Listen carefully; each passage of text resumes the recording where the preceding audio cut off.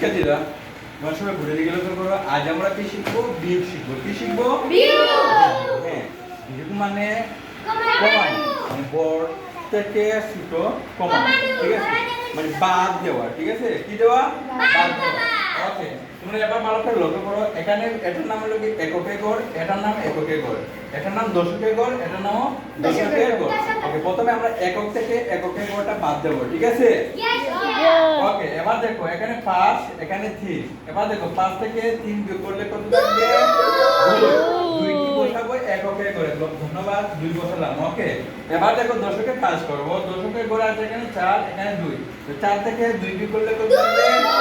Wow, 2 excellent. তাহলে 2 বসালাম। তাহলে উত্তর কত হবে? 22। হ্যাঁ, আমরা উত্তরটা লিখতে পারি এবার? হ্যাঁ, ধন্যবাদ। বুঝতে পারছো তোমরা? বড় থেকে ছোটটা আমরা ভাগ দেবো, ঠিক আছে? ধন্যবাদ তোমাদের সবাইকে।